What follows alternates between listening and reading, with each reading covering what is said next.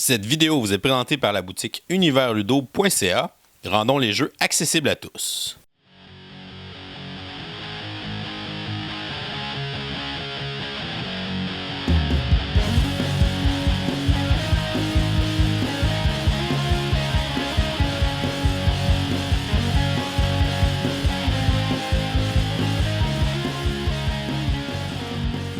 Salut les gamers, bienvenue à Professeur Board Game, je m'appelle David. Moi c'est LP. Aujourd'hui, c'est le temps venu de faire notre revue de l'année 2018. Ouais, dans le fond, comme l'année passée, on vous laisse donner quelques semaines, quelques mois de plus pour pouvoir en tester le plus possible puis sortir un peu du rush où tout le monde sort son vidéo de top en même temps. Puis là, on arrive finalement avec nos catégories. Cette année, on y va avec un format Méritage comme l'année passée. Et on a même ajouté 2 catégories nouvelles et demi, si on veut. Ouais, sur 2,5. Dans le fond, on respecte la même règle que l'année passée. Il n'y a pas un jeu qui va revenir 2 fois dans 2 catégories différentes. Fait qu'on se force pour... un jeu peut être nommé strictement dans une seule et unique catégorie. On a les mêmes catégories que l'an dernier, plus 2. Et à la fin, on va nommer notre jeu de l'année là, parmi un des 12 catégories là, qu'on va avoir le choisi. jeu ultime, sans explication supplémentaire. On en aura déjà parlé. Fait qu'on va nommer en plus le jeu de l'année à la toute fin, selon nous. Donc c'est parti, top 10 des jeux de 2000... Ben, c'est un top 12 en fait des jeux de 2018. Let's go! Pour notre première catégorie, on va y aller avec une nouvelle catégorie en fait. Ça va être notre déception de l'année 2018. Ouais, fait dans le fond, les autres c'est des prix orange, fait qu'on commence tout de suite avec un prix citron. Et voilà. Donc mon prix citron, ma déception de l'année va aller à un jeu qui s'appelle Age of Tower.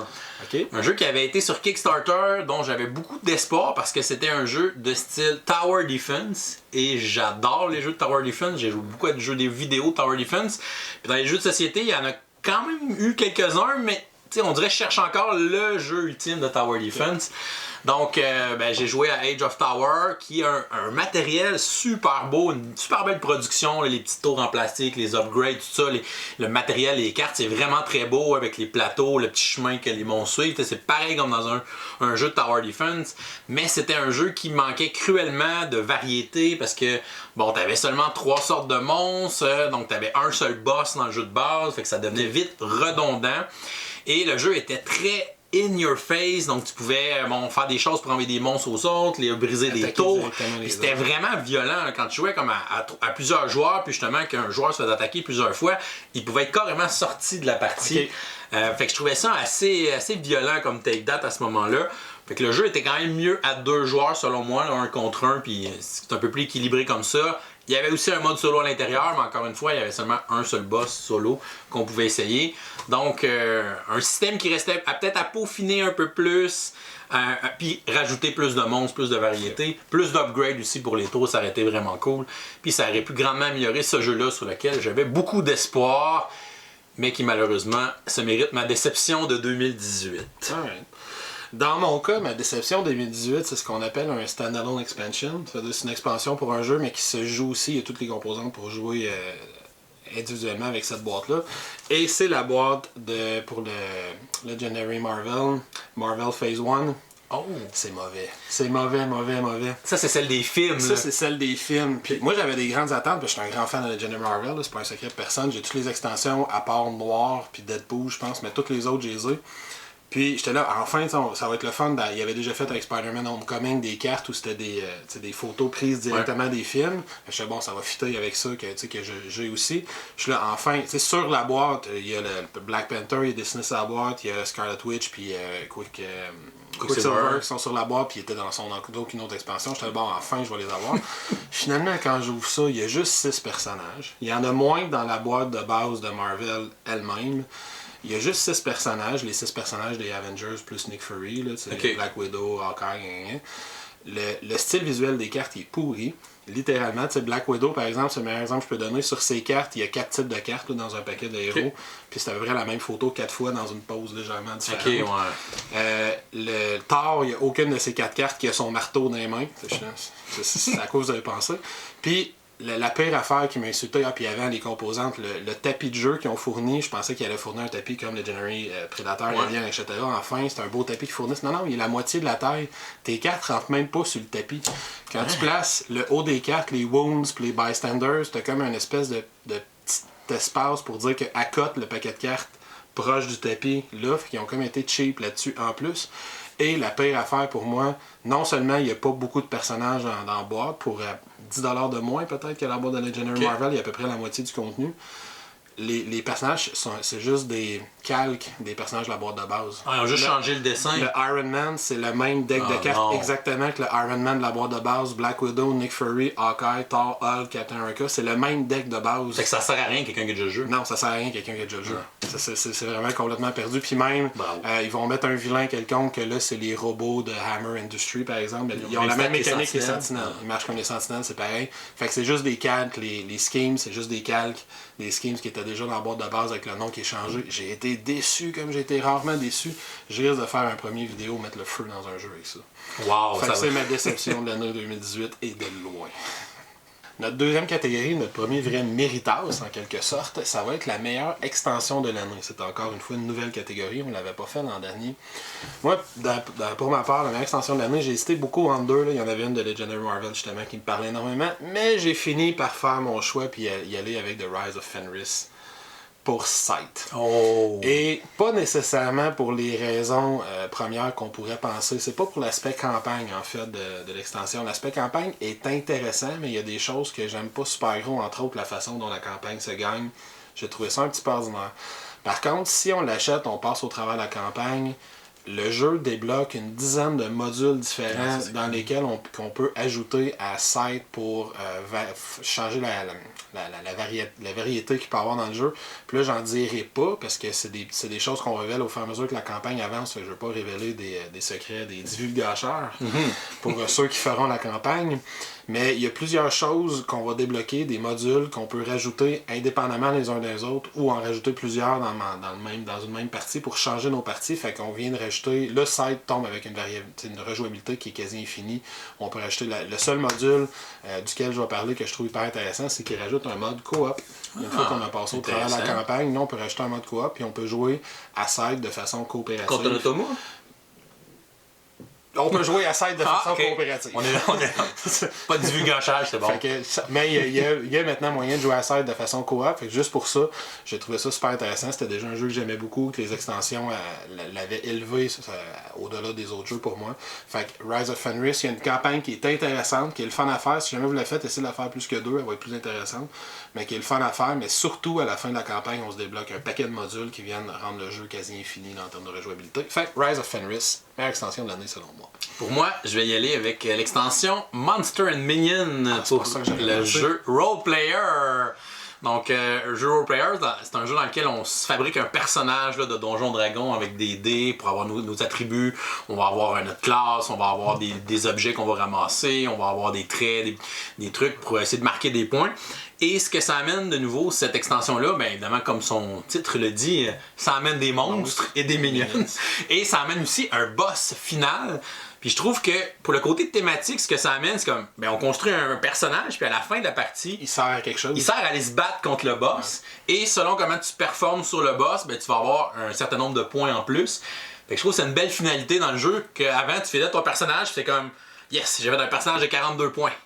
Ah, mais la game est finie. Moi, j'ai hâte de l'essayer. Moi, je ne l'ai pas encore essayé, cette extension-là, puis j'ai bien hâte, parce que c'est justement la chose qui me manquait, je trouvais, à ce jeu-là, de dire, OK, là, qu'est-ce que je fais avec mon bonhomme? Là? Tu sais, je vais explorer un donjon, je vais-tu battre? Il est vraiment cool, il y a des 17 partout, il est super intéressant. Qu'est-ce que je fais avec ça? Je trouve ça intéressant qu'il l'ait amené, cet aspect-là. Puis ça ajoute aussi d'autres belles options. À place d'aller acheter des cartes au marché, d'habitude, ça arrive quand même assez souvent dans une partie qu'il n'y a aucune carte qui t'intéresse. Puis là, c'est comme, OK, je vais flusher elle, je vais faire de l'argent, mais au final, c'est pas très optimal comme move. Donc là, à place d'aller au marché, tu peux aller combattre des minions. Puis là, tu vas aller combattre des minions, tu vas pouvoir les combattre. Si tu réussis à les battre, tu vas les gagner et tu vas pouvoir aller épier une des statistiques du boss final. Fait que tu vas tranquillement connaître ses faiblesses, savoir quel type de dé, quelle couleur, quelle affaire faut que j'aille sur mon personnage pour être plus efficace sur le boss final. Okay. Puis là, à la fin, ben, tu vas combattre le boss final, puis dépendant comment tu as construit ton personnage, justement, selon les 3 faiblesses du boss final, tu vas pouvoir plus de dés de combat et avoir un meilleur score sur le bonus du boss final. Fait que c'est vraiment des belles options, puis ça rallonge vraiment pas la partie, ça rajoute juste un combat final qui est justement très le fun pour le climat du jeu. Okay, cool. Puis c'est extrêmement thématique, donc une extension que je n'enlèverai plus de mon jeu de base. Donc ma meilleure extension 2018, Monster and Minion pour Role Player. Pour notre troisième catégorie, on revient avec le jeu le plus beau visuellement et avec ses composantes. Donc un mash-up de tout ça là, pour le côté visuel, la production en fait. Je vais y aller avec un jeu qui utilise la production à son avantage et ça s'appelle L'île au trésor. OK. Donc c'est un jeu premièrement qui est magnifique. Donc on va avoir la carte, le plateau, c'est vraiment une île avec plein de choses sur cette île-là.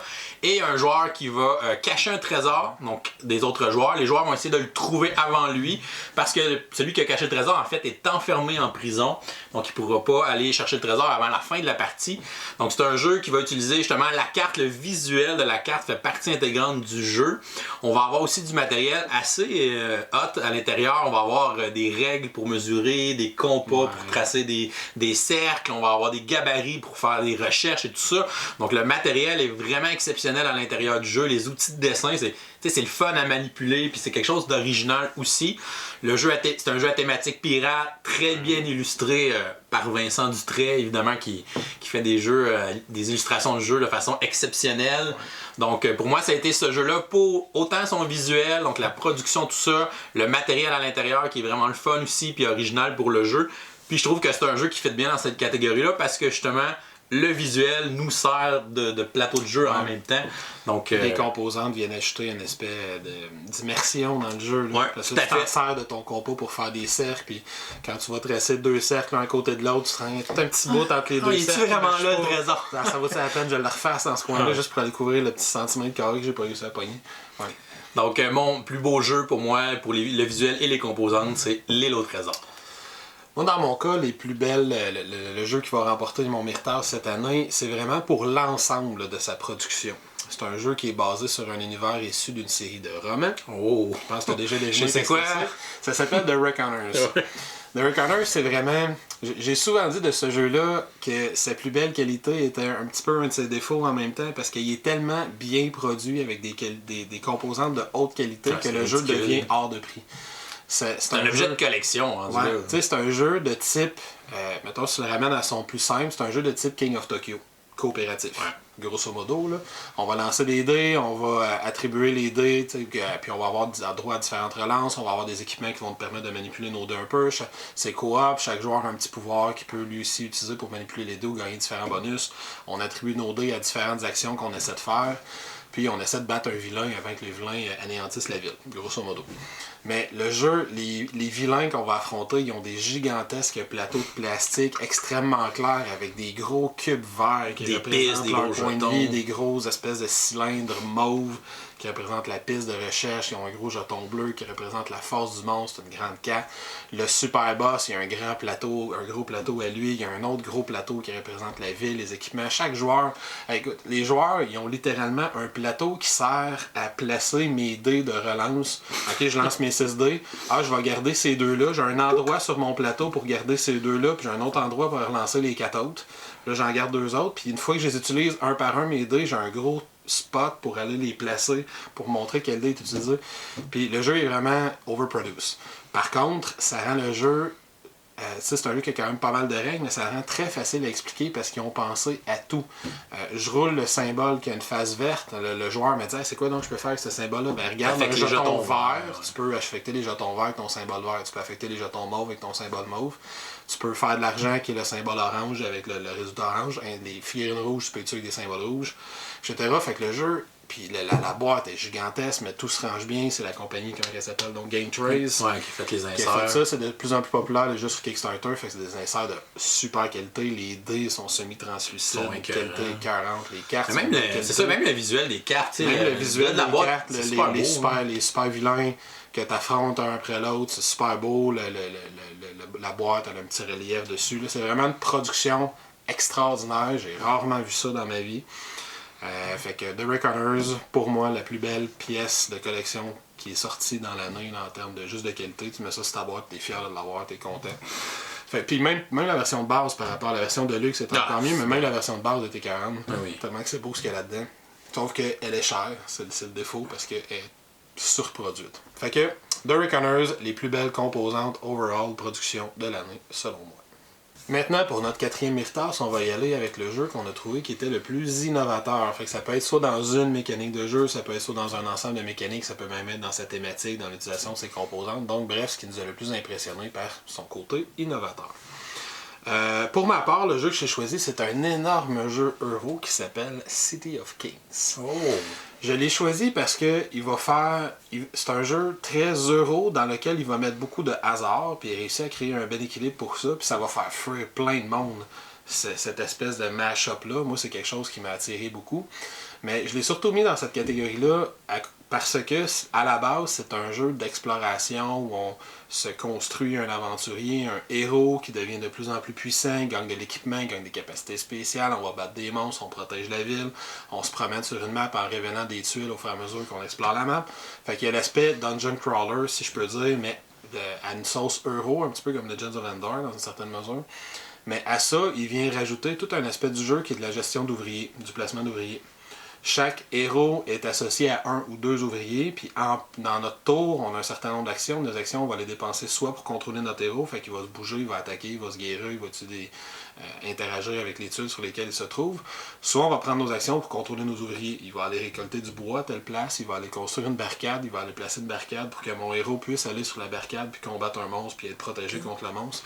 Fait qu'il y a vraiment une mécanique worker placement, gestion de ressources, mélangée avec un jeu de type aventurier, exploration de crawl, exploration de donjons. C'est assez rare comme mariage. Hein? Puis ils ont marié ça, puis selon moi, ils ont très très bien réussi.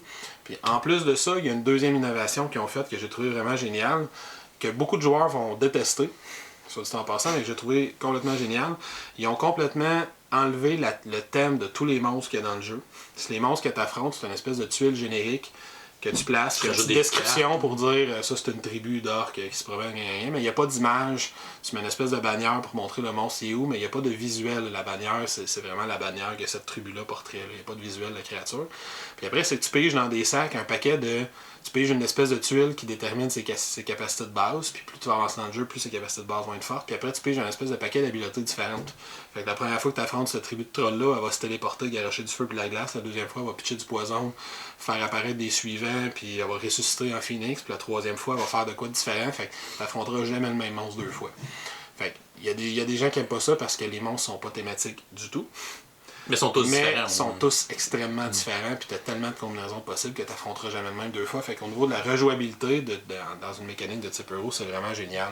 Fait que pour moi, City of Kings, extrêmement innovateur pour ces deux aspects-là, des monstres à variabilité infinie, puis un mélange de placement d'ouvriers puis de gestion d'aventuriers. Très bon choix, même si je ne l'ai pas essayé encore, mais ça va. Ça va venir, ça va venir. Toi, je suis pas mal certain. Donc, moi, je vais y aller avec un petit jeu coopératif qui est quand même passé sous le radar, puis qui semble pas, qui a pas l'air de grand-chose quand on le regarde ou qu'on regarde juste la boîte. Okay. C'est le jeu Spy Club.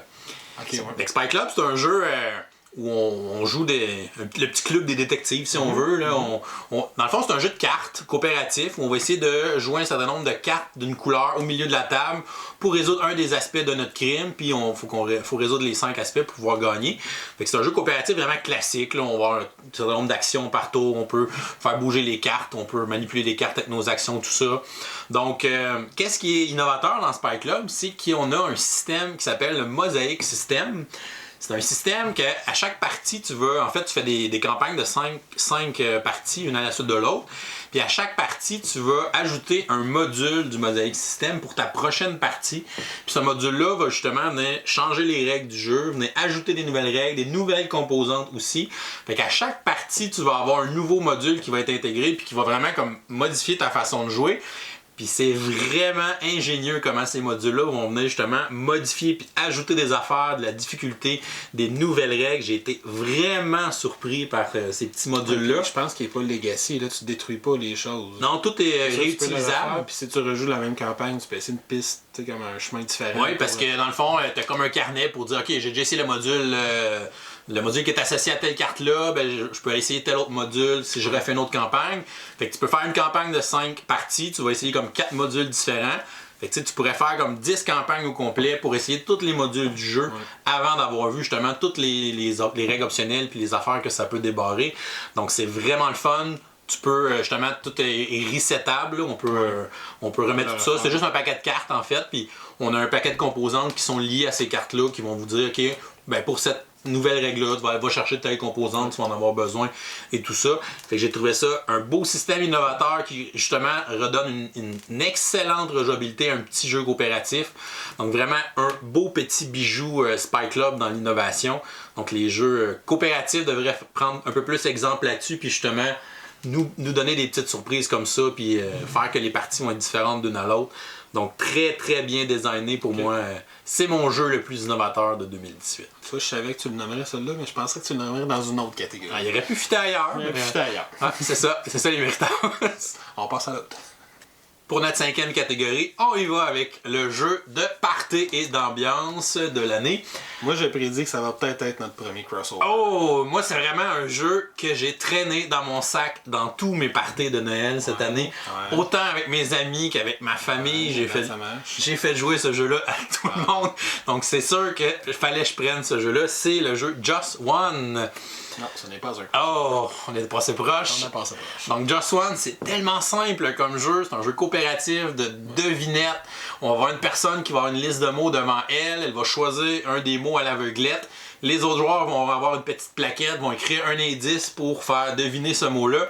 Mais la gamique, c'est que si 2 joueurs écrivent le même indice, les indices sont annulés. Donc là, on essaie d'avoir des indices un peu originaux, mais en même temps, si on est trop original puis que le joueur comprend pas le lien qu'on a fait, ben il devinera pas le mot. Donc ça reste un beau dilemme de trouver le bon indice pour faire deviner aussi la personne qui est en train de deviner.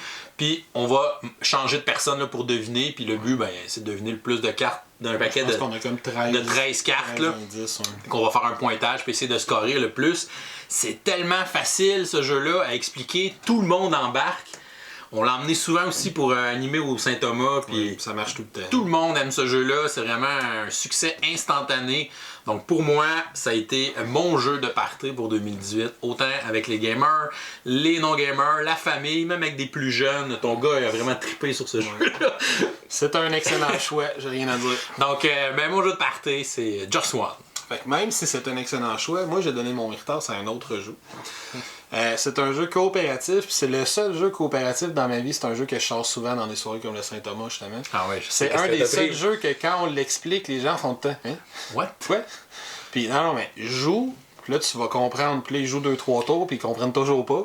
Puis à un moment donné que ça clique, puis là le fun pogne. C'est un jeu qui s'appelle The Mind. Ben oui.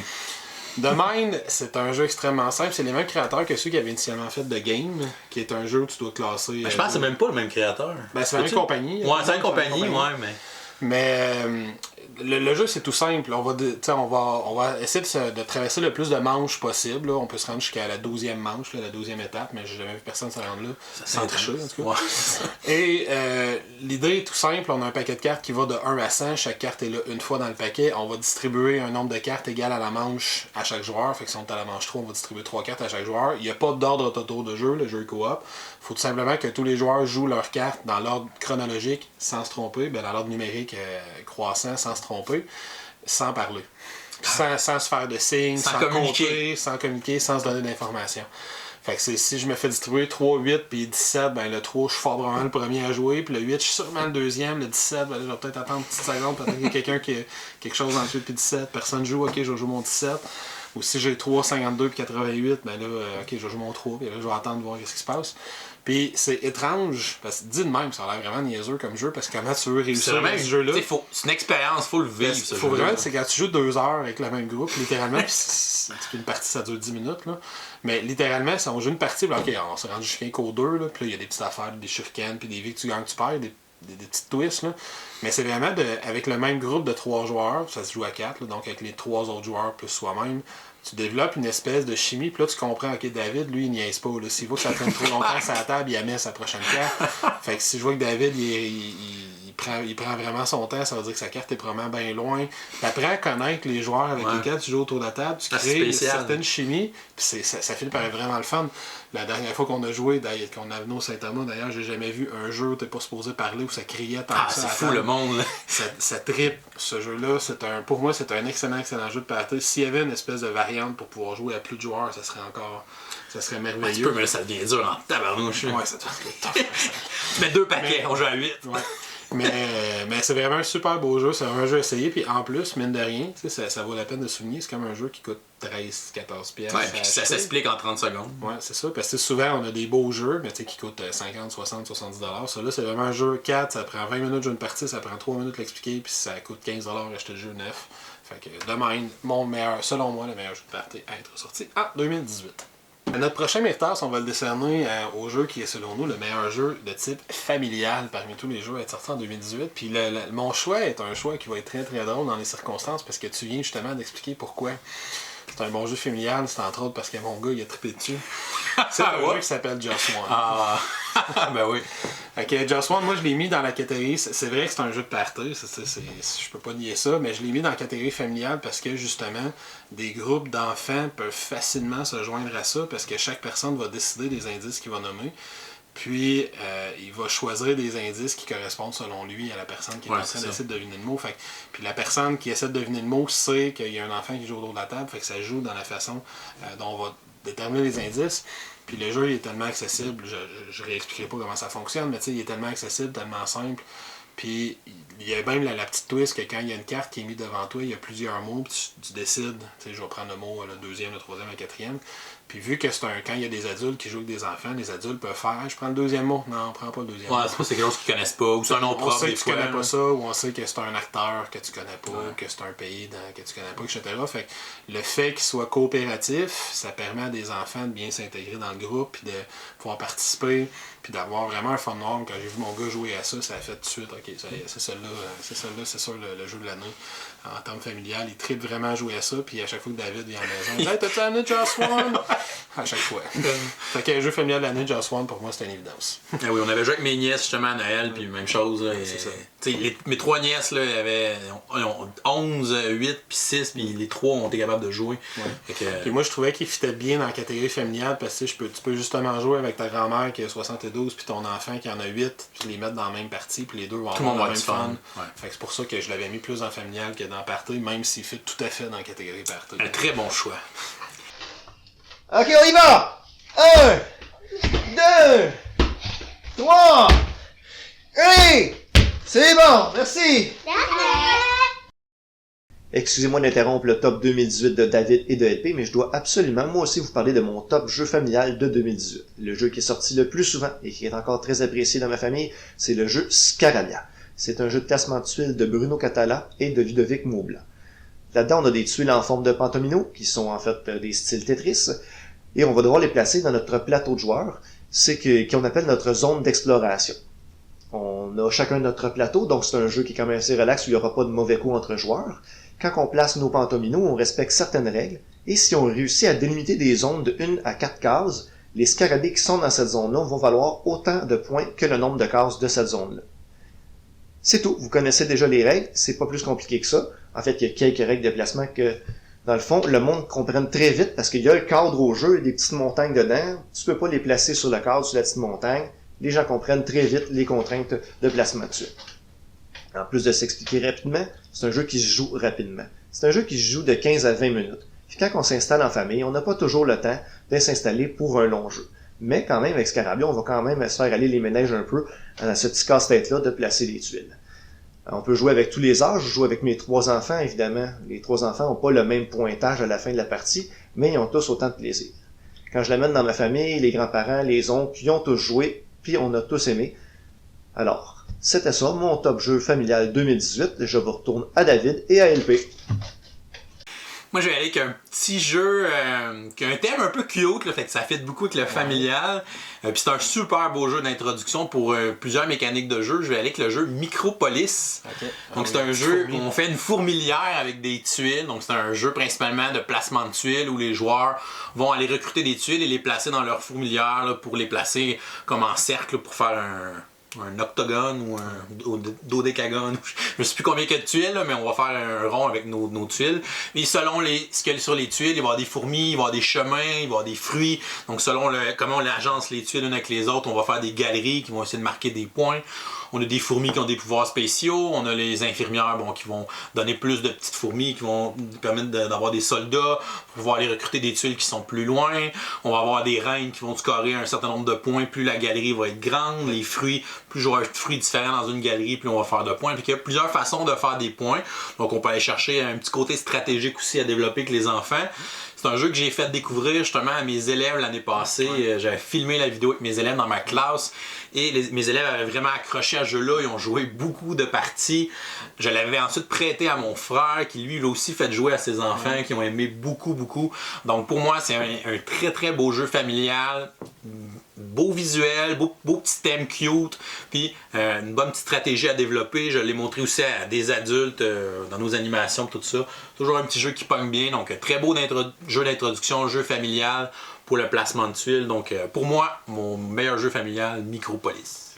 Pour notre 7e mériteur, c'est une catégorie qu'on adore tous les deux beaucoup, comme vous avez vu dans notre top 100, c'est les jeux coopératifs, donc le meilleur jeu coopératif de l'année. Moi, je mets un jeu qui aurait pu être dans d'autres catégories aussi, là, dont le jeu le plus innovateur. Là, j'ai comme hésité entre les deux, là, mais ça va être le jeu détective, un jeu d'enquête moderne. Je savais que tu mettrais quelque part. Donc, un jeu d'enquête très... le jeu n'est pas tant complexe, mais c'est l'enquête qui est complexe, plus les règles du jeu en tant que tel. C'est un jeu qui va jouer avec une base de données virtuelle, donc un site web si on veut, fait qu'on a besoin soit d'un ordinateur ou d'une tablette. Je suggère peut-être moins un téléphone parce qu'il y a quand même beaucoup de choses à lire là, sur la base de données, beaucoup de choses à rentrer. Fait que c'est peut-être mieux qu'un médium un peu plus gros. Et on va aussi avoir accès à Internet dans le jeu. Donc des fois, il faut chercher des choses sur Google, sur Wikipédia. Il va y avoir des liens avec des événements réels, des personnages historiques. Donc un jeu dont l'enquête est très très bien montée, une très bonne trame narrative. Ça fait longtemps que j'avais pas vu un jeu aussi narratif. Et en fait, le but, ça va être de faire 5 enquêtes qui font une campagne, donc l'histoire va se suivre, les personnages vont revenir d'un scénario à un autre, l'intrigue principale va se développer, donc il y a vraiment un gros complot à aller trouver en arrière de tout ça, puis chaque petite affaire va avoir son événement, un peu comme une série télé d'enquête si on veut, t'as comme l'enquête de la semaine, là, puis t'as comme l'enquête globale en arrière, avec le vilain de la fin de saison, là. Un peu à la Dexter. Donc t'as vraiment ce feeling-là dans Détective. Pourquoi je l'ai mis dans les jeux coop? Parce que je trouve que c'est un jeu qui est vraiment super à jouer justement à plusieurs, même si on peut jouer solo à ce jeu-là. Parce que l'enquête est tellement complexe, il y a tellement d'informations, de personnages, de liens à faire, que si on n'est pas plusieurs, on va oublier des choses, il y a des liens qu'on fera pas. Puis moi je l'ai fait à 3 joueurs, puis j'ai trouvé ça vraiment parfait parce que telle personne se souvenait de tel détail, puis telle autre fait ah oui, mais c'était telle affaire qu'on a trouvé dans l'enquête avant, ça nous avait dit telle chose sur tel personnage, ces deux personnages-là se connaissent, je me souviens, on avait vu telle affaire. Fait que c'est le fun justement que tout le monde se souvienne un peu de certaines informations, puis que tout le monde ait un rôle à jouer aussi pendant l'enquête. C'est un jeu qui a quand même beaucoup de lecture à faire. Donc nous autres, on avait une joueuse qui, elle, prenait beaucoup de notes. Moi, je m'occupais plus de l'aspect application, la base de données, c'est moi qui fouillais dans l'ordinateur. Donc on avait chacun, le troisième, lui s'occupait du bébé. Non, mais on avait chacun notre rôle pendant qu'on jouait. Donc ça, j'ai trouvé ça vraiment bien. Fait vraiment un beau travail d'équipe au final. C'est pas un jeu qui a des tours de jeu, on va vraiment décider collaborativement où on s'en va qu'est-ce qu'on fait, comme équipe d'enquêteurs. OK, on s'en va à tel lieu, on va suivre telle piste. Dans le fond, le jeu, c'est qu'on va avoir des pistes, on va décider de suivre une piste, on va aller chercher une carte, on va lire les informations. On peut ensuite approfondir cette piste-là en dépensant des jetons de compétences, ou on peut laisser faire puis aller approfondir d'autres pistes. Donc c'est vraiment un jeu où il faut te suivre ton instinct parce que tu n'as pas assez de temps pour tout fouiller les cartes puis tout aller regarder. Fait qu'il faut vraiment que tu fasses le tri. OK, dans ce scénario-là, notre objectif c'est ça, il nous manque des informations sur telle chose, mais on va aller essayer de fouiller des pistes qui pourraient avoir ce genre d'informations-là. Puis telle information, peut-être qu'on connaît déjà assez cette personne-là. D'après moi, on n'a pas besoin d'aller investiguer plus. Donc pour moi, Détective, un jeu d'enquête moderne, meilleur jeu coop de 2018. Dans mon cas, le jeu que j'ai choisi, c'est un jeu à thématique variable. Ah! Que tu peux choisir la thématique dans laquelle tu vas. Ah, ok, ouais. Le seul point commun qui ont toutes ces thématiques-là, c'est que ce sont toutes différentes apocalypses qui mettent fin au monde. J'ai choisi le jeu Maximum Apocalypse. Le jeu Maximum Apocalypse, c'est un jeu, dans le fond, d'exploration. Tu vas setter une map au début de la partie qui sont des tuiles face cachée. Le scénario que tu vas choisir va déterminer quelle tuile tu dois choisir, va déterminer quel paquet de cartes d'équipement que tu vas placer dans lesquels tu vas fouiller pendant la partie. Puis il y a vraiment un paquet de scénarios d'apocalypse, surtout si on a des extensions. Il y a 3-4 extensions qui existent. Il y a une grosse extension puis des petits paquets de cartes qui se vendent individuellement qui sont d'autres extensions. Fait que tu sais, on peut être des groupes d'aventuriers qui affrontent la fin du monde, les 4 chevaliers d'Apocalypse, qui affrontent une apocalypse de zombies, de vampires, de démons japonais, des dinosaures qui se sont enfuis d'un parc d'attraction.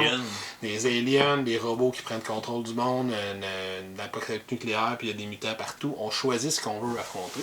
Ça va changer radicalement l'expérience de jeu qu'on va avoir. Chaque joueur va choisir un personnage. Puis j'ai souvent comparé ce jeu-là à Sentinel of the Multiverse avec un plateau de jeu. Fait que ton personnage vient avec un deck de cartes, puis c'est les cartes que tu vas piger qui vont déterminer les actions que tu peux faire. Fait que chaque personnage est radicalement différent les uns des autres. Puis la raison pour laquelle je l'ai mis dans le co-op, il aurait pu aller ailleurs, c'est que c'est un jeu que tu as vraiment besoin de collaborer avec tout le monde pour gagner. Si tu pars tout seul dans ton coin, puis on l'a vécu. À Gen Con.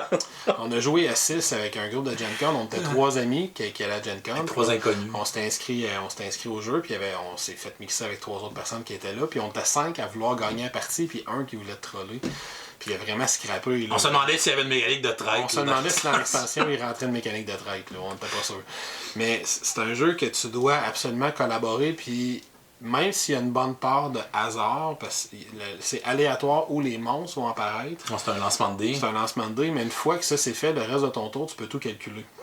Parce que c'est des cartes que tu vas jouer, tu vas dire, ok, si juste cette carte-là, je vais faire tant de dégâts, puis là, je peux aller là, puis faire telle affaire, puis tuer le monstre qui est en train de t'attaquer. Fait que là, toi, vu que tu vas être libre, tu vas pouvoir aller guérir lui qui est en train de mourir, puis là, lui va pouvoir finir l'objectif contre chaque personnage a ses forces aussi. Chaque personnage a des forces et faiblesses. Fait au début de la partie, tu vas choisir, je veux être le médecin qui soigne super gros, je veux être le chasseur qui garde la demande en nourriture très basse dans la partie, je veux être le pistolero qui fait beaucoup de dégâts, le pompier qui protège les autres, etc. Le samouraï qui peut étourdir des adversaires ou qui a des super forts, le samouraï, ça n'a pas de bon sens.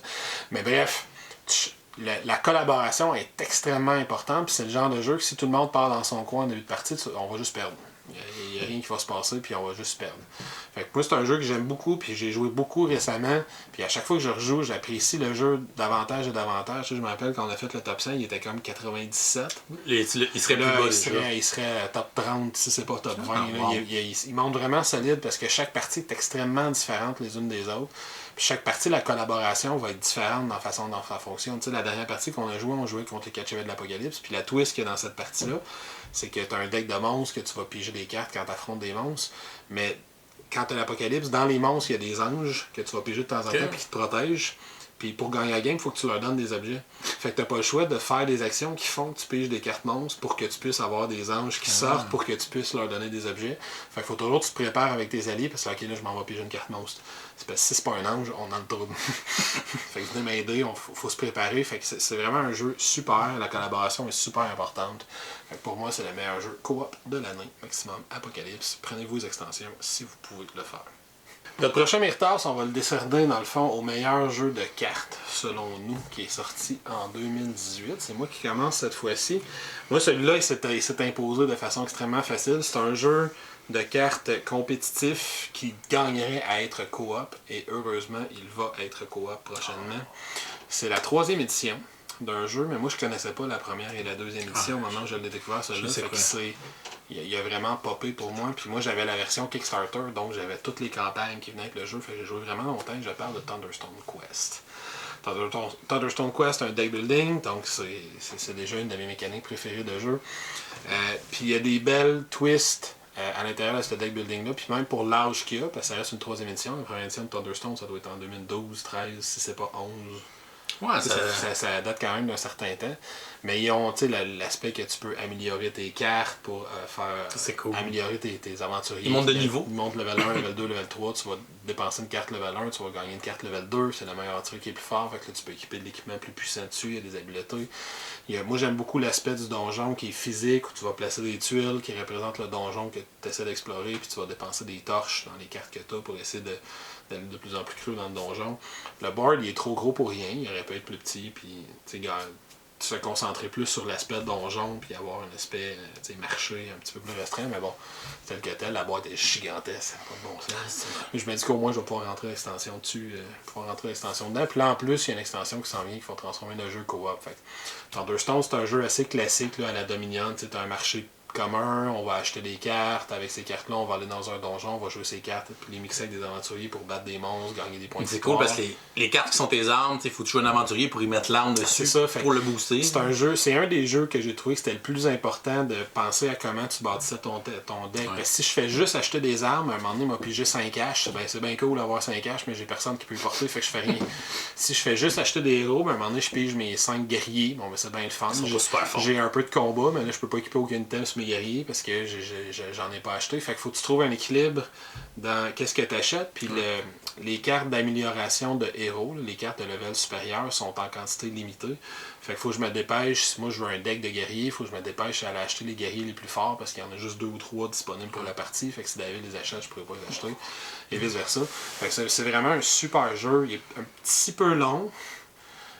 Puis l'aspect campagne est intéressant, mais il est un petit peu long, mais j'aime tellement les deck building que je suis prêt à passer par-dessus ça. Le visuel est super dans les cartes. Puis il y a vraiment beaucoup de héros. Moi j'ai les 5 campagnes, les 5 missions là, qui viennent avec le jeu. Fait qu'il y a un petit aspect narratif là, qu'on peut garder. Puis il y a tellement de cartes puis de choix qu'on a une rejouabilité extraordinaire. Fait que Thunderstone Quest, un excellent deck building. Pour mon jeu de cartes, moi ça a été vraiment difficile. Je suis curieux. J'en avais 2-3 qui auraient mérité d'être à cette place-là. J'en pense à un. J'ai choisi un jeu où il n'y a pas de deck building en fait. Okay. C'est un jeu où on va avoir notre deck qui vient automatiquement au début et c'est un jeu où notre deck est unique. Ouais, c'est ça je pensais. Donc j'y vais avec Keyforge. Donc Keyforge qui a été vraiment un phénomène cette année. Ouais. Et j'ai été le premier à me dire c'est weird ça, des decks uniques. Tu vois, moi lui j'étais sûr que tu étais dans Innovateur. Ah, ça aurait pu aussi, j'avoue. C'est à cause de l'aspect que l'aventure dans laquelle ils se sont embarqués, de se dire il n'y a pas 2 decks dans le monde qui vont être identiques. Je pensais que tu l'aurais mis dans Innovateur. Puis j'ai eu de la misère parce que mes 2 premières parties, ça a été des parties à sens unique. Puis j'étais comme, c'est peut-être juste parce que ce deck-là il est pourri versus ce deck-là. Puis tu sais, c'est dur à savoir. Puis j'ai quand même persévéré à rejouer. Puis plus je jouais, puis plus j'ai eu des belles games, des games qui ont été vraiment serrés, puis que ça s'est gagné comme si ce joueur-là gagnait pas, ben c'est moi qui gagnais ou vice versa. Fait que ça a vraiment été cool. Puis je trouve ça le fun, le fait de, je vais acheter un deck. Je le mets sur la table puis je joue. Je n'ai même pas besoin de le regarder avant. Je joue, j'apprends à jouer en jouant. Donc je trouve ça le fun. Oui, ça enlève l'aspect deck building que j'aime quand même beaucoup parce que j'ai quand même été un joueur de Magic pendant des années. Mais je trouve que ça se faisait rafraîchissant. Puis dans le genre de monde qu'on vit, un peu d'économie de temps où le monde sont tous pressés et qu'ils n'ont pas de temps libre, ben, d'avoir un jeu clé en main comme ça, je trouve ça cool. Puis c'est une belle formule aussi pour les tournois et tout ça, d'arriver. D'avoir l'aspect collectible card games, mais que t'as pas le collectible. Non, c'est ça. T'as ton deck, puis ça se joue comme un Magic, comme un. Mais tu peux pas changer ton deck, tu peux pas le modifier. Tu l'as, il est fixe, il est de même, tu l'as acheté, et voilà. Donc j'ai été très surpris par Keyforge, la manière que ça fonctionne, un beau système, puis il y a quand même des belles twists l'aspect duel classique, là, 1 contre 1, où là, le but, c'est pas de tuer l'autre, le but, ça va être de forger des clés.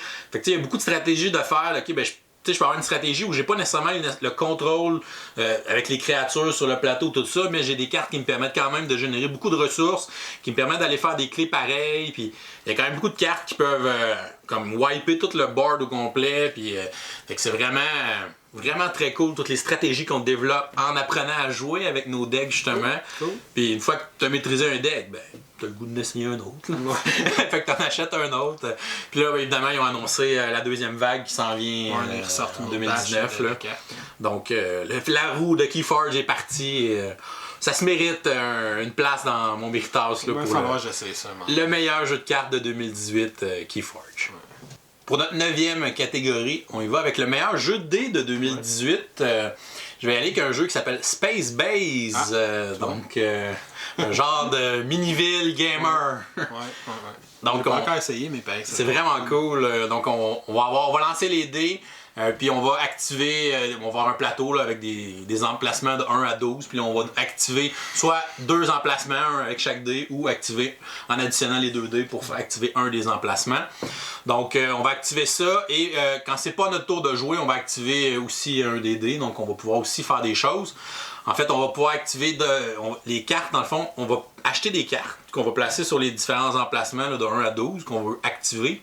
Et quand on va remplacer un emplacement, la carte qui était sur l'emplacement va monter en haut. Ouais. Puis dans la zone du haut, c'est la zone qui va activer quand c'est pas notre tour. Quand on est le joueur passif, si on veut, on peut activer les zones en haut. Fait que c'est un beau jeu, une petite construction d'engin qui est intéressante à faire avec les cartes, où on va essayer de se spécialiser dans certains endroits pour pouvoir générer telle ressource. On a un petit peu de jouer avec les statistiques aussi, évidemment. On sait que tel chiffre a plus de chances de revenir plus de fois. Fait que là, je veux mettre cette carte-là à tel endroit. Puis tu as un marché de cartes où tu vas pouvoir aller acheter les cartes avec les ressources que tu génères. Tu vas essayer de marquer des points. Donc vraiment, beau petit jeu de dés de construction d'engins que j'ai adoré. Un beau petit visuel aussi, style rétro sci-fi un peu. Là. Donc Space Base pour moi, le meilleur jeu de dés de 2018. Bon choix. Dans mon cas, le meilleur jeu de dés pour moi en 2018, j'ai hésité beaucoup entre deux. Puis finalement, je me suis branché sur celui-là qui est un jeu de duel vraiment in your face, qui combine une gestion de main de cartes, mais que la mécanique principale du jeu, c'est un jeu de type Je savais que tu mettrais lui. Dice Throne. Dice Throne, c'est tellement bon. Puis c'est drôle parce que j'ai tourné une vidéo il y a pas longtemps. Là, au moment où j'enregistre, la vidéo est pas encore sortie. Ouais, d'après moi, il est sorti. Ah, il est peut-être sorti finalement. Il va sortir cette semaine. Oui, mais tu sais, la vidéo il est faite, il va sortir dans les prochains jours. Au moment où ça va sortir, la vidéo que je suis en train d'enregistrer présentement, Dice Throne va être déjà sortie. Ouais. Puis là, j'ai joué beaucoup à Dice Throne récemment, puis il y a vraiment, il gagnerait 1 point sur 10 par rapport à la note que j'ai mis dans la vidéo, tu sais, parce qu'il y a vraiment... J'avais mis 8 sur 10. J'avais mis 8 sur 10, puis là, je mettrais facilement un 8.5 et un 9 sur 10, parce que là, j'ai joué beaucoup récemment, puis là, j'ai essayé plein de combinaisons de personnages, puis j'ai commencé à recevoir la saison 2. Moi, je l'avais pas backé sur Kickstarter, mais je l'avais précommandé. Fait que j'ai reçu les 2 premières boîtes de la saison 2. Puis là, quand tu commences à mélanger, tu sais, j'ai 10 personnages, fait que chaque game est tellement complètement différente. Tu sais, le samouraï contre le pistolero, c'est une game complètement différente du barbare contre la chasseuse, du tacticien contre le moon elf. Puis chaque héros a tellement des mécaniques différentes, puis le jeu, c'est un jeu fast-paced, comme on dit en anglais, c'est rapide. C'est un genre de Street Fighter. Ouais, c'est ça, lance les dés, je te fais 12 de dégâts, je te fais tel token d'effet, ok, là c'est à toi, ok, non, je te fais 8 de dégâts, je t'enlève tel effet spécial, je te bloque tel pouvoir, ok, là c'est à moi, je joue une carte, là, je t'enlève tes tokens. C'est vraiment in your face, c'est un jeu de duel. Si tu joues surtout avec quelqu'un qui est habitué, tu vas jouer 1 heure et demie, tu vas avoir le temps de jouer 3-4 parties. Tu vas faire, c'est un jeu à un rythme extrêmement rapide, qui a des belles mécaniques. Puis tu apprends à découvrir les personnages, puis là tu sais, à force de jouer, tu sais un peu comment bloquer lui, qu'est-ce que je vais faire. J'améliorerai pas nécessairement telle aptitude si je joue contre le barbare, parce que ça sert à rien contre lui, etc. Fait que c'est vraiment un petit jeu simple, le visuel il est super le fun. Les composantes sont écœurantes, surtout la saison 2.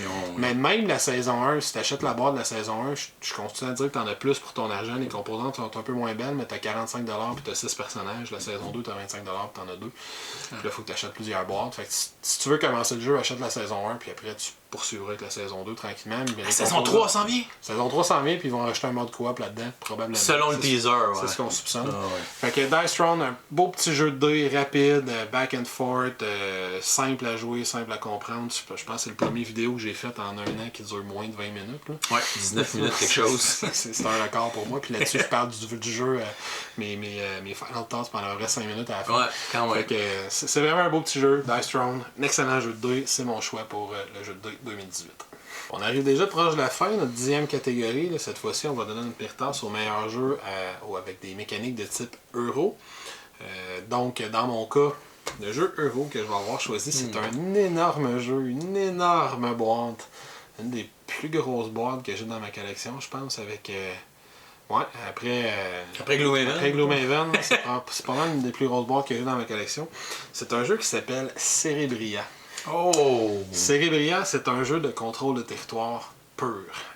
C'est un jeu... Dans le fond, la thématique du jeu, c'est qu'on est en train de bâtir la personnalité d'une naissante d'un individu, puis on va essayer de l'influencer. Fait il y a plein de petites choses originales dans ce jeu-là. À la base, c'est un jeu par équipe, en partant, 2 contre 2, ce qui est relativement rare dans le jeu de société. C'est pas un jeu qui se joue à 3, mettons. Faut que tu sois soit 2, soit 4, soit 6. Il y a de quoi faire. À 3, on rentre des mécaniques un peu clunky. Là. Mais à la base, il faut que tu sois 2 ou 4. Puis là, tu as l'expérience optimale du jeu. Vraiment, à 4, c'est là que tu as l'expérience optimale du jeu. C'est un jeu en équipe. C'est un jeu où tu vas avoir un grand plateau hyper coloré avec des choix de couleurs particuliers pour un board game. Fait que tu as beaucoup de rose, de mauve, de orange, de jaune, de vert, lime. C'est un jeu qui flash, là, qui pop. Là. Tu vois ça installé sur un plateau, sur une table quelque part, t'arrêtes. Tu te dis, c'est quoi ce jeu-là? Ça a l'air cool. Ça parle de quoi? Puis l'idée du jeu, c'est que tu es à l'intérieur d'une personnalité. La personnalité est divisée en différents royaumes. Puis il va y avoir certaines cartes Chaque joueur va avoir une carte secrète qu'il va connaître, puis il va avoir une carte commune qui vont déterminer des objectifs à atteindre. Puis l'idée, c'est de timer, il y a une action dans le jeu qui va faire que le score va se déclencher. Fait qu'il faut que tu essaies de te timer pour être majoritaire sur ta carte secrète et sur la carte qui est commune au moment où l'action qui déclenche le score se passe. Fait que là, elle arrive. Là, les joueurs vont marquer des points, vont placer des espèces de... des fragments d'identité qu'ils appellent sur une espèce de tour centrale qui se construit. Puis après, tout le monde va défausser cette carte-là, on va révéler une nouvelle carte commune. Chaque joueur va regarder secrètement c'est quoi sa prochaine carte de sa pile d'objectifs secrets. Puis tous les objectifs, c'est des questions de majorité. Celui qui contrôle le plus de royaumes, celui qui a le plus d'émotions sur le plateau, celui qui a le plus de royaumes opposés l'un à l'autre, celui qui a le plus de frontières opposées l'un à l'autre. Puis chaque joueur, je pense, a 9 cartes. Puis il y a 9 cartes communes. Puis c'est toutes les mêmes cartes, c'est juste qu'ils sont pas dans le même ordre. Okay. Fait que l'idée, c'est vraiment de se timer. C'est un jeu de contrôle de territoire. Tu vas te placer, tu vas placer des émotions. Sur les émotions, tu vas mettre de l'essence qui augmente l'intensité des émotions. Celui qui a les émotions les plus intenses dans un royaume contrôle le royaume. Mais il y a aussi les 2 cartes qui sont adjacentes à un royaume. Il y a une frontière entre les deux. Fait que là, celui qui est le plus puissant d'un côté ou de l'autre de la frontière contrôle la frontière aussi. Puis il peut avoir des objectifs qui ont rapport à ça. Tu as des bonus selon les frontières et les royaumes que tu contrôles. C'est un jeu hyper compliqué. Il y a des règles en plus finir. Je pense que mon vidéo doit durer à peu près 1 heure. J'ai fait de ça. Puis c'est particulier parce que c'est vraiment un jeu que il y a 5 ou 6 moments où tu vas scorer des points pendant la partie. Fait qu'il faut vraiment que tu calcules, ok, je vais me placer là, on va aller se placer là, on va faire telle affaire. Fait, ok, tout, on réussit à faire telle action, on score, on met plein de points dans le milieu, yes, on a pris l'avance. Puis c'est un jeu que tu peux avoir l'impression que tu te fais planter, mais que tu reviens rapidement dans la partie parce que si les 2 premières phases de score, tu n'as pas réussi à marquer de points, là c'est 10-0, on va se faire laver. Mais si les 2 prochaines phases de score, c'est toi qui réussis à en marquer, puis pas l'autre, ben, tu peux revenir dans la partie. Fait que c'est un jeu très particulier dans sa mécanique, mais il y a plein de beaux côtés, il est super beau. L'iconographie sur le plateau est assez simple à comprendre une fois qu'on la comprend. Il n'est pas facile d'accès, mais une fois que tu la comprends, toutes les règles sont sur le plateau. C'est un jeu qui a une super belle thématique. Les émotions que tu vas jouer, ils ont des pouvoirs très très liés au pouvoir, au nom de l'émotion. Fait que c'est un jeu vraiment que j'ai adoré. J'ai vraiment trippé sur ce jeu-là. J'ai rejoué il n'y a pas longtemps. C'est un super beau jeu, un super bon jeu. Puis c'est du contrôle de territoire pur. Il y a 0 chance dans ce jeu-là. Fait extrêmement euro pour cet aspect-là. Cerebria, mon meilleur jeu euro pour 2018. Oh, j'ai pas essayé encore. Tu vas aimer ça. Je pense que tu vas aimer ça. Pour moi, ça a été aussi une catégorie difficile. J'avais comme 3-4 jeux qui étaient vraiment des solides euros cette année. Et j'ai choisi le choix de mon cœur. Quel est-il? Et j'y vais avec Newton. Ouais. Parce que, bon, c'est un jeu d'un de mes auteurs préférés. Et c'est aussi un jeu à thématique scientifique.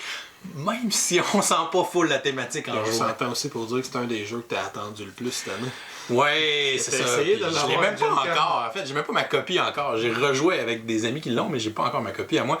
J'attends encore la version française qui n'est pas arrivée au Canada encore. Okay. Donc, Newton, c'est un jeu où on va avoir principalement une gestion de cartes.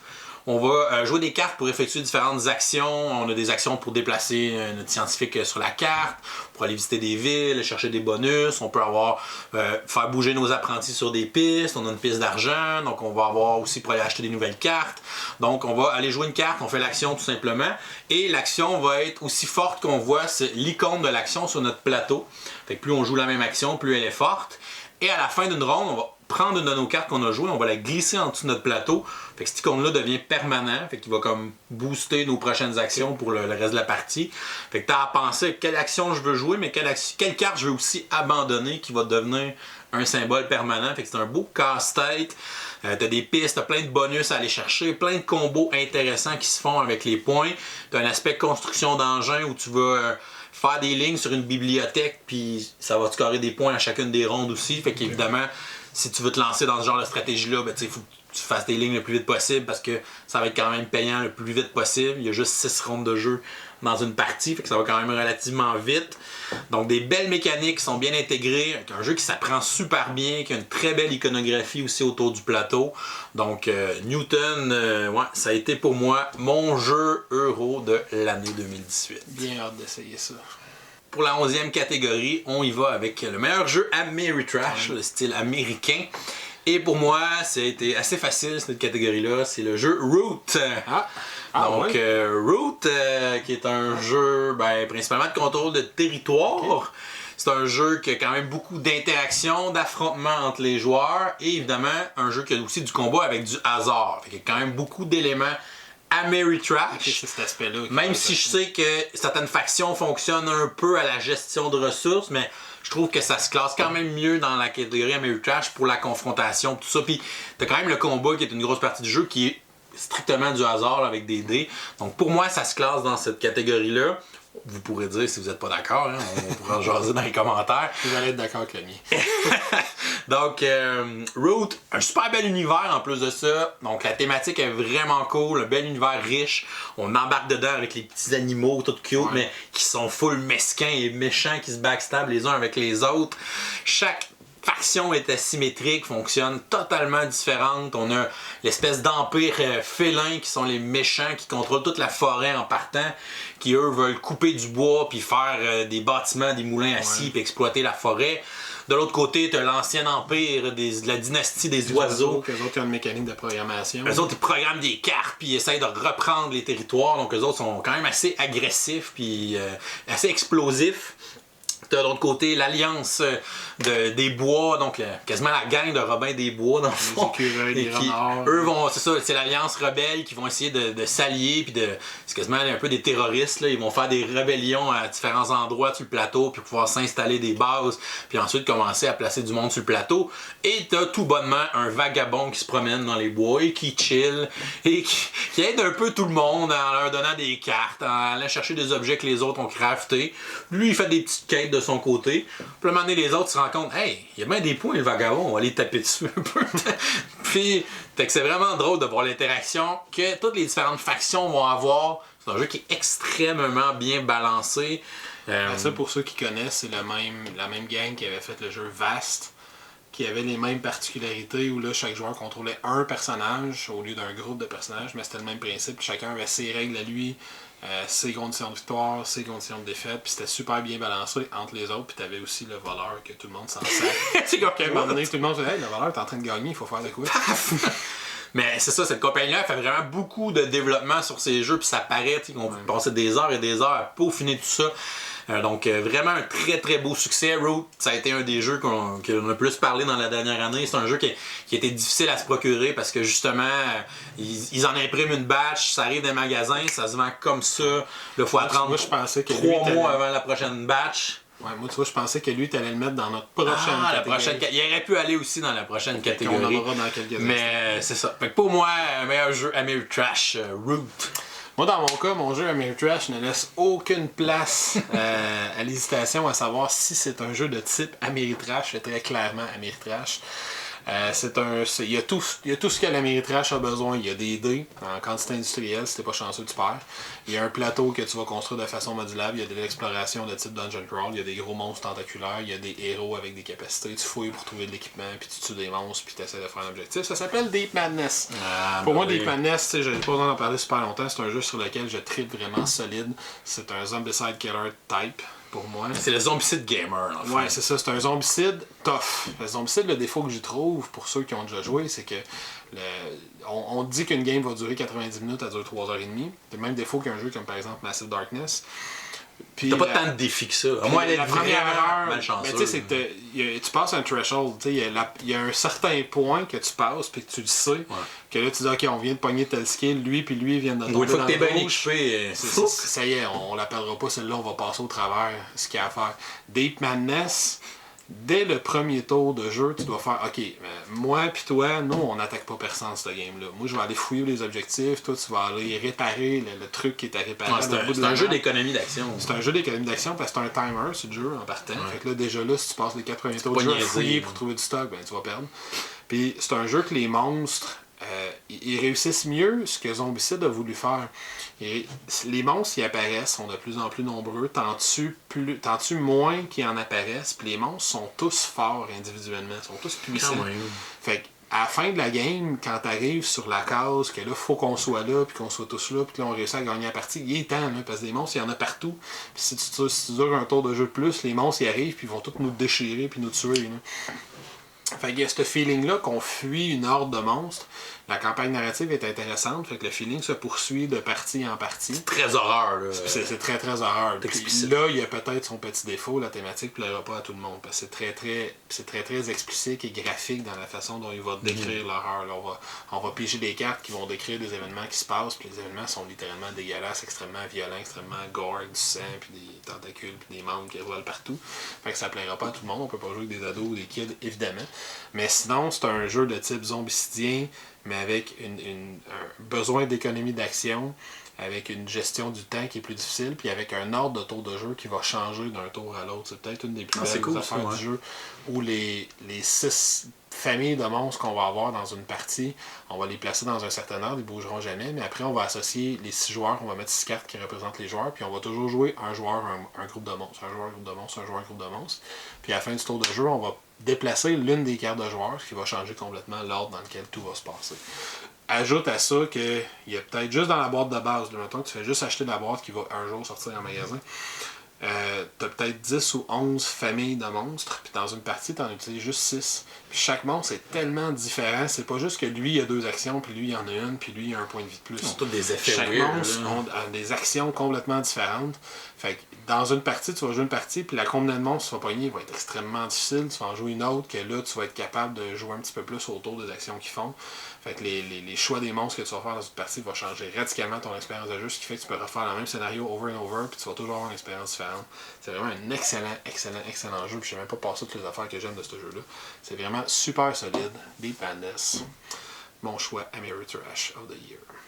Pour notre 12e, c'est ça, 12e? Oui, 12e. Ouais, notre 12e catégorie déjà, notre dernière catégorie officielle. Ouais, on va y aller avec le jeu Kickstarter de l'année.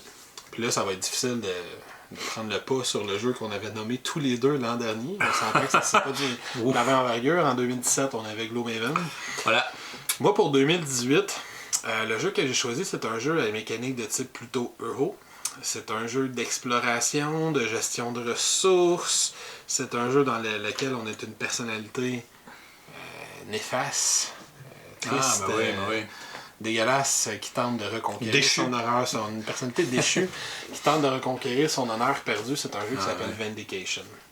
C'est un gros jeu, c'est une grosse boîte, là, c'est une belle pièce de collection aussi. C'est une grosse boîte, puis on a une espèce de plateau de forme hexagonale où on va aller. Au début, on va avoir une coupe de tuiles qui sont révélées autour de soi, puis on va explorer une île. On est comme échoué sur une île, puis il y a un compagnon qui nous réveille, puis on a une révélation, puis on veut redevenir quelqu'un d'honorable. Puis on va explorer cette île-là, on va se faire une armée de compagnons avec nous, on va aller acheter des reliques, on va aller combattre des monstres, on va aller acquérir des nouveaux traits honorables. Des artefacts, des trucs comme ça. Puis avec tout ça, on va se faire dans le fond une grosse salade de points de victoire. Fait que tu as toutes les actions que tu peux faire dans ce jeu-là, allant d'engager un nouveau compagnon à améliorer ta monture, à redevenir officiellement honorable. Tout génère des points de victoire.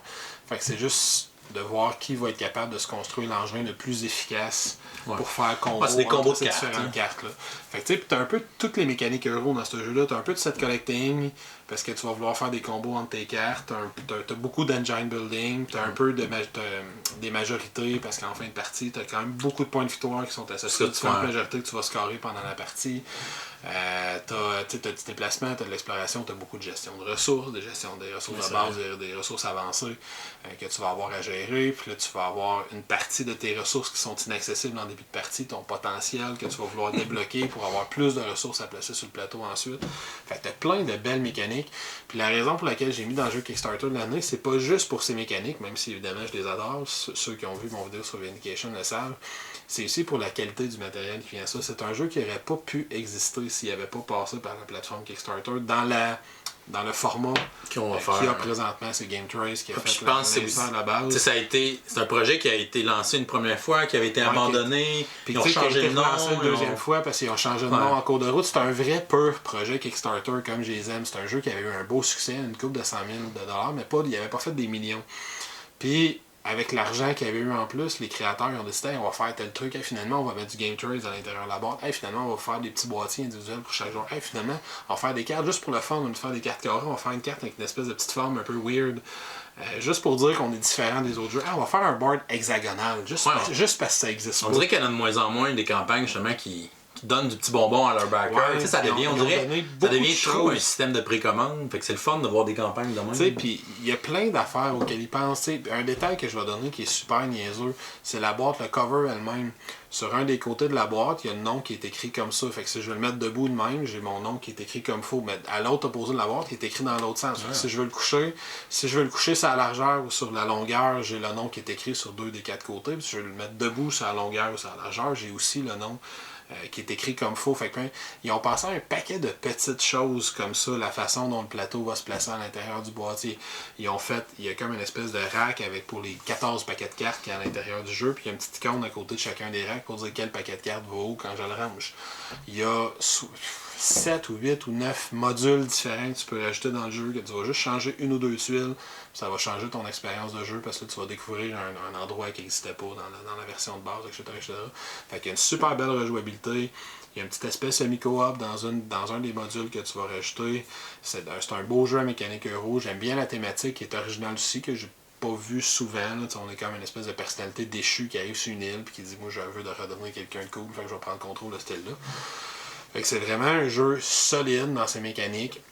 Quand je l'ai fait essayer autour de moi, la plupart l'ont mis. C'est pas tout le monde qui a trippé autant que moi, mais la plupart l'ont aimé à tout le monde dans ce qu'il y avait à offrir dans ses mécaniques de base. Mais c'est un jeu vraiment de type euro. Là. Je gère mes ressources, puis je vais les placer, puis j'essaie d'optimiser ce que je peux faire avec mes ressources. Mais c'est surtout une super belle production. Super engageante, le visuel est pour moi vraiment écœurant à l'intérieur du jeu. Fait que pour moi, le Kickstarter de l'année, vraiment le jeu qui n'aurait pas pu exister comme il existe présentement si ça n'avait été de Kickstarter, c'est Vindication. Moi, j'ai choisi un jeu que tu as déjà nommé. Parce qu'évidemment, la moitié, 3/4 des jeux que tu as nommés, c'est des jeux Kickstarter anyway. Ouais. Pour moi, la moitié. Ouais, je pense que c'est 10 sur 12. Ouais, c'est ça. Fait que... Pas de même, puis... Mais moi aussi, c'est un jeu qui, je pense, qui n'aurait pas pu exister en dehors de Kickstarter parce que c'est vraiment une très très petite compagnie là, qui, je pense que c'est mon qui deuxième l'ont fait. choix. C'est Reckoners. c'est ça. The Reckoners. Puis c'est drôle parce qu'il y a 2 ans, j'avais fait une entrevue avec un des auteurs. Ouais. Parce que dans le fond, il y a 2 ans, ils avaient sorti le jeu Crosstalk. Ouais. Petit jeu de party. Fait que j'avais été faire une démo de Crosstalk, j'avais fait une entrevue avec l'auteur, puis là j'avais demandé tu sais c'est quoi tes projets pour la prochaine année, puis là il m'avait dit on va sortir un jeu coop avec la licence de Reckoners, puis il dit ça va être un King of Tokyo coop. Tu sais il avait dit ça de même, là, puis pas plus de détails, puis tu sais pas tout, c'est comme ok cool.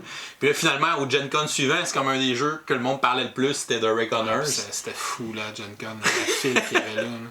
Fait que j'étais vraiment content de voir le succès qu'ils ont eu justement. Puis le jeu est vraiment super le fun à jouer. Bon, t'en as parlé tantôt, l'aspect coop, l'aspect Yadi un peu avec les dés, c'est vraiment le fun. Les personnages, le matériel, c'est débile ce qu'il y a là-dedans.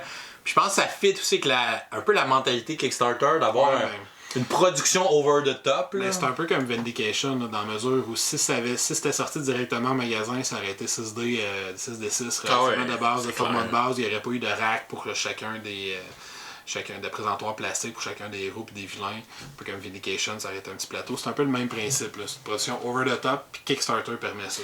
Permet ça à une petite compagnie comme ça de se démarquer, puis d'aller justement rivaliser avec plein de grosses compagnies qui utilisent Kickstarter comme une plateforme de pré-vente. Fait que c'est fun de souligner des projets qui ont eu des super beaux succès comme ça.